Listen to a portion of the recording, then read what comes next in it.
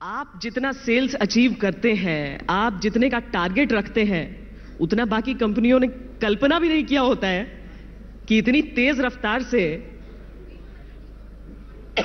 गाड़ी चलने निकलेगी।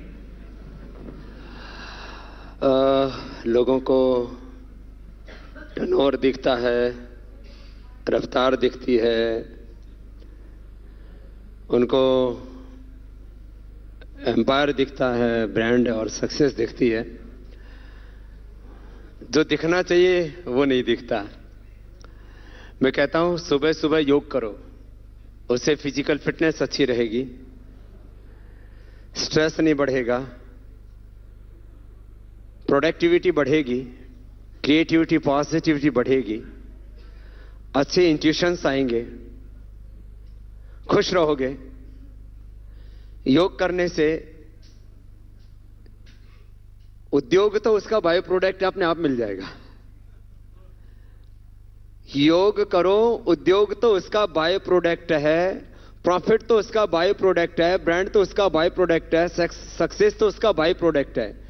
लोग योग और कर्मयोग पर ध्यान नहीं देते, उद्योग लगाना चाहते हैं, प्रॉफिट कमाना चाहते हैं, वो पतंजलि की नकल करना चाहते हैं। मैं कहता हूं यदि आपको कुछ भी करना है तो सुबह सुबह उठ करके योग कीजिए।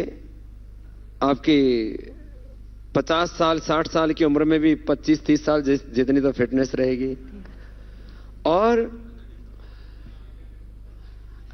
एजेंडा, आज तक के एजेंडे की बात नहीं कर रहा हूं, एजेंडा ये नहीं होना चाहिए कि हम ये कैसे कर पाएंगे,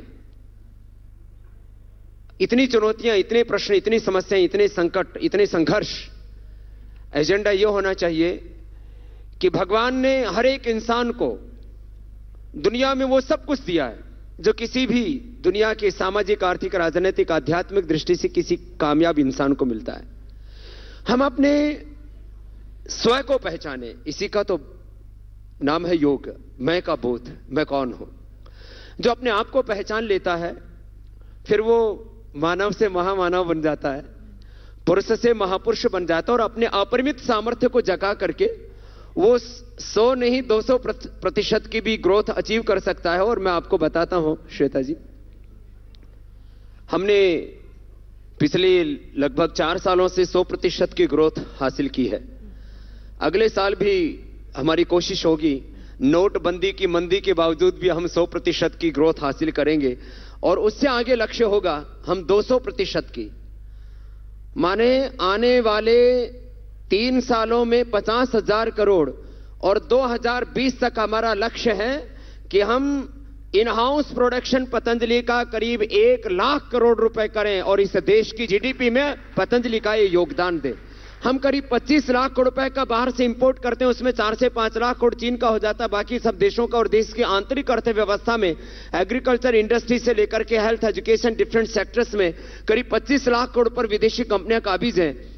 यदि हमें इस 50 लाख करोड़ रुपए की विदेशी कंपनियों की अर्थव्यवस्था पर जो उनका कब्जा है उसको हटाना चाहते हैं, तो इस देश में 100 लाख करोड़ रुपए का इन हाउस हमें प्रोडक्शन करना होगा। तो 125 करोड़ के हिंदुस्तानियों में यदि 100 लोग भी रामदेव और आचार्य बालकृष्ण की तरह खड़े हो जाएं, तो हम हिंदुस्तान को आने वाले 10 वर्षों में विश्व की आर्थिक महाशक्ति बनाने की ताकत रखते हैं। आग में ये आता होगा कि घाटा मुनाफा, अभी नोटबंदी हो गई, पता नहीं पतंजलि के सारे प्रोडक्ट्स अभी बिक रहे हैं कि नहीं, वैसे बिक रहे हैं, कोई फर्क पड़ा? मंदी के दौर में हमने सोचा था कि ये नोटबंदी से मंदी आ रही है, तो पतंजलि का भी मैंने ऐसे ही सोचा था कि शायद 25% तो जो है डिग्रोथ होगा ही। हाँ। लेकिन आपकी जानकारी के लिए मैं अभी पूरे भारत में मीटिंग करके आया हूं। माने बेंगलोर से लेके, नागपुर से लेकर के कोलकाता और पटना और लखनऊ, और यहाँ कल मीटिंग हुई दिल्ली की। तो हमारी पिछले महीने से इस महीने पतंजलि की ग्रोथ टोटलिटी में बढ़ी है, और इस महीने अब दिसंबर में डबल करने का टारगेट है। और ये कोई हिसाब किताब नहीं लगाते, हम काम करते हैं। कर्मण्येवाधिकारस्ते मा फलेषु कदाचन। कुछ पाने के लिए कुछ करना ही नहीं है ना, मुझे कुछ अचीव तो करना नहीं है, ना मेरा बैंक अकाउंट है, ना व्हाइट मनी है, ना ब्लैक मनी है। या तो अनपेड ब्रांड एम्बेसडर आचार्य बालकृष्ण, अनपेड उसके सीईओ या एमडी, और कोई 1 रुपए का डिविडेंड किसी को नहीं लेना। जो आएगा वो प्रॉफिट उस चैरिटी में लग जाएगा, और आगे इसको देश को आगे बढ़ाने में लग जाएगा। करीब 1 लाख लोगों को हमने रोजगार दिया है। आने वाले 5 सालों में लक्ष्य हमें करीब 5 लाख लोगों को डायरेक्ट और करीब 5 करोड़ किसानों को हम इनडायरेक्ट रूप में रोजगार दें, समृद्धि दें, यह हमारा सपना है। और लॉस प्रॉफिट का कोई प्रश्न नहीं है। अभी आपने देखा रणवीर सिंह जी के साथ मैं यहां योग कर रहा था, तो ये कोई एक बुला लो ना, किसी अंबानी अडानी को या और किसी दूसरे तीसरे को लगा के दिखा दो दंड बैठक, आ जाए कोई मैदान में। बात कोई मैं अडानी की या अंबानी की या कोई बिरला की, टाटा की नहीं कर रहा हूं। मैं कोई बिजनेसमैन नहीं हूं। मैंने कहा योग यही मेरा मूल धर्म है और उसके साथ मैं इस देश के लिए कुछ कर पाऊं। आप मुझे योगी कहें, मुझे कर्मयोगी कहें और मुझे आप और कुछ भी संज्ञा दें, मुझे कोई आपत्ति नहीं। कोई मुझे योगी या माने या ना माने, मैं इस देश के लिए उपयोगी हूं, यह मैंने करके दिखाया है। और इस देश को उपयोगी लोगों की आवश्यकता है, जो उपयोगी हो समाज के लिए, उपयोगी हो देश के लिए, उपयोगी हो दुनिया के लिए। मैं उपयोगी हूं और भगवान को मैं अंदर से जीता हूं। मेरे भगवान कहीं मठ और मंदिर में नहीं रहते, बल्कि मठ और मंदिरों में, मस्जिदों में तो भगवान को लोगों ने बांट के रख दिया है। मैं तो भजन गाया करता हूं, मंदिर मस्जिद गिरजा घर में बांट दिया भगवान को, धरती बांटी सागर बांटे, मत बांटो इंसान को, मत बांटो इंसान को। तो मैं तो लोगों को ये जो मंदिर मस्जिदों के नाम पर, मजहबों के नाम पर जो दीवारें खड़ी कर दी हैं, बंटवारा कर दिया है, मैं तो कहता हूं मेरे भगवान मेरे भीतर रहते हैं, मेरे भगवान कण कण में रहते हैं। मेरे भगवान तो अजर अमर नित्य अविनाशी हैं और मैं उस भगवान को जीता हूं, इस हर पल जीता हूं। पीछे की इकलौती सोच स्वदेशी। स्वदेशी जो सोच है वो कोई नहीं, क्योंकि मैं आगे इससे कुछ और समझना चाहूंगी। अगर स्वदेशी को बढ़ावा देने के लिए हम ये उत्पाद देख रहे हैं आपके, आपने बार बार कहा देश का पैसा देश में रहना चाहिए और देश की सेवा में लगना चाहिए, देश की सेवा में लगना चाहिए, तो उत्पाद भी देसी होने चाहिए या नहीं? मतलब एक जीन्स और नूडल्स स्वदेशी होंगे ये नहीं हमने सोचा। नूडल का स्वदेशीकरण कर दिया। हमारे यहां पहले सेवइयां बनाते थे, हमारी मां ने बनाई थी, उसको हमने आटे से बना दिया और उसमें देसी मसाला डाल दिया, तो हमने नूडल का स्वदेशीकरण कर दिया। माल्ट प्रोडक्ट थे, हॉर्लिक्स, कॉम्प्लान, बॉर्नवीटा, तमाम तरह के, हमने पावर वीटा माल्ट फूड का भी स्वदेशीकरण कर दिया। अश्वगंधा, सतावर, ब्राह्मी, शंखपुष्पी उसमें मिला दिया। अभी मेरे पास यदि प्रोडक्शन होता तो ये सारे जो हेल्थ ड्रिंक हैं इनकी बैंड बज जाती। माने हमने जीन्स क्या है भाई, डेनिम का कपड़ा हम देते, आज खादी हमारी, कुर्ता पैजामा हमारा, और ओ क्या है वो फैब इंडिया फैब कर रहा है। अरे भाई जब सब कुछ हमारा तो ब्रांड विदेशी क्यों? जब डेनिम हमारा, अरे भाई आपको धोती पहननी है तो मेरी जैसी पहन लो, और आपको सील करके पहनना है तो सूती तो कपड़ा है वो डेनिम का, तो अपने यहां का कपड़ा अपने यहां रंगने वाले, अपने यहां उसको सीने वाले, तो ब्रांड विदेशी क्यों? तो हम जीन्स का भी स्वदेशीकरण कर रहे हैं और उसमें भी नेचुरल जीन्स लेकर के आएंगे और थोड़ी हवा लगे ऐसी भी लेके आएंगे।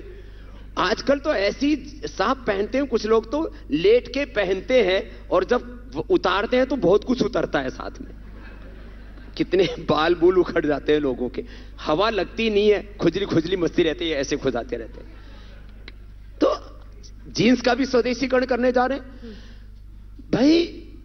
फैक्ट्रियां हमारी, रॉ मटेरियल हमारा, पानी हमारा, किले एक्वाफिना क्यों पीना भाई? खाली एक ब्रांड लग रहा है। क्या आज तक कोई विदेशी ब्रांड है जिसने पिछले जब से न्यूज चैनलों का इतिहास शुरू हुआ है तब से आज तक वो आज तक नंबर 1 बना हुआ है? तो जब आज तक एक स्वदेशी चैनल वो CNN और तमाम तरह के क्या है वो एक वो लंदन वाला BBC आदि सबको पछाड़ सकता है, तो एक पतंजलि ब्रांड सब विदेशियों को क्यों नहीं पछाड़ सकता है? आप भी स्वदेशी हो। तो हमारे पास में मैंने कहा रॉ मटेरियल हमारा, फैक्ट्री हमारी, फैक्ट्री में काम करने वाले लोग हमारे, प्रोफेशनल्स हमारे, सब कुछ हमारे, तो प्रॉफिट विदेश में क्यों जाए? किसी को नीचा दिखाने के लिए नहीं है। Inclusive, sustainable, decentralise, justiceful growth, prosperity, ये है स्वदेशी का पूरा दर्शन। पछाड़ना अलग है, उखाड़ना अलग है। आप कहते हैं कि पेप्सी कोला का यहां पर बोरिया बिस्तर बंद हो जाएगा, यहां पर जो क्योंकि उन्होंने इस देश को हेल्थ दी नहीं है, बल्कि इस नेस्ले देश की के चिड़िया उड़ जाएगी, कोलगेट का गेट बंद हो जाएगा, ये सारी चीजें जो आप कहते हैं, फिर वो प्रधानमंत्री का दूसरा जो सपना है मेक इन इंडिया, उसका क्या? जब अपने देश में इतना सामर्थ्य है तो फिर अपने देश के सामर्थ्य को क्यों नहीं बढ़ाना? मैं अगली बात आपसे पूछता हूं, मोदी जी पूरी दुनिया में घूमे कि हमारे देश में आकर के इन्वेस्टमेंट करो, कितने लाख करोड़ रुपए का इन्वेस्टमेंट आया, फिर अपने देश का ही धन बाहर लाना पड़ा, अभी 10 लाख करोड़ रुपए से ज्यादा बैंकों में आ चुका है। अपने देश में धन की कमी नहीं है, अपने देश में संसाधनों की कमी नहीं है, प्रतिभाओं की कमी नहीं है, बस इस देश में एक साहस की कमी है, शौर्य की कमी है। दरअसल करीब 200 सालों तक इस देश ने ना एक गुलामी का काल देखा है, इसलिए लोगों को उससे उभारने की जरूरत है। मैं तो कहता हूं, यदि पूरा हिंदुस्तान अपने पूरे शौर्य के साथ खड़ा हो जाए तो भारत जैसा ताकतवर मुल्क आज भी पूरी दुनिया में कोई नहीं है। अपरिमित सामर्थ्य अपने देश के पास। यानी मोदी जी की सारी बातों से इत्तेफाक नहीं रखते हैं आप? देखिए, वो आज हिंदुस्तान के वजीर आजम हैं, वो वजीर हैं, हम फकीर हैं, तो थोड़ा अंतर तो होगा ही। मैं चाहता हूं कि अपने देश में साइंस और टेक्नोलॉजी जहां से भी हमें लेनी हो, चाहे वो रॉयल्टी पर मिले, चाहे वो पेमेंट देकर के मिले, उसको ले लो। साइंस और टेक्नोलॉजी के अलावा हमें विदेशी ब्रांडों की जरूरत नहीं है, हमें जो है इंपोर्ट करने की जरूरत नहीं है। हम अपने देश को प्रोडक्शन का, मैन्युफैक्चरिंग का हब बना सकते हैं। हमारे स्कूलों, कॉलेज, यूनिवर्सिटी से लेकर के डॉक्टर, इंजीनियर से लेकर के किसी भी फील्ड में प्रतिभाओं की कमी नहीं है। हमारे देश में, मैंने कहा, एक अच्छा वातावरण बनाने की आवश्यकता है और वो हम बना रहे हैं और बनाएंगे। और अभी श्वेता जी, ये तो शुरुआत है, अभी तो हमने एक फाउंडेशन डाली है, अभी तो करीब 50 साल से ज्यादा की यात्रा मेरी बाकी है, और अपनी आंखों के सामने, अपने हाथों से वो भारत बना करके जाना चाहते हैं जिसका सपना करोड़ों लोग अपने दिल में सजो के बैठे हुए। बना तो आप ममता बनर्जी को प्रधानमंत्री भी रहे हैं, आपने कहा एक चाय वाला प्रधानमंत्री हो सकता है, ममता बनर्जी क्यों नहीं? वो बहुत सरल, बहुत ईमानदार है। नहीं, देखिए, उसको भी देखो, ये भी आपने अच्छा हुआ, लोग ना अपने एजेंडे पे ही काम करते रहते हैं। ये आपने कहा था ना? मैंने नहीं कहा था, मेरा रिकॉर्डेड है बयान। मैंने बोला था, मेरे से एक पत्रकार ने पूछा, उन्होंने कहा कि ममता जी नोटबंदी का क्यों विरोध कर रही है? मैंने कहा, ऐसा लगता है ममता जी तो हवाई चप्पल पहनती हैं, 200-250 रुपए की साड़ी पहनते, जमीन पर सोती है, उनके पास तो काला धन की संभावना नहीं है, तो वो दिल से विरोध नहीं कर रही है, ऊपर ऊपर से विरोध कर रही है। तो दूसरे पत्रकार ने कहा, वो देश में ना नोटबंदी के बहाने फेमस होना चाहती है और प्रधानमंत्री बनने का ख्वाब देखती है।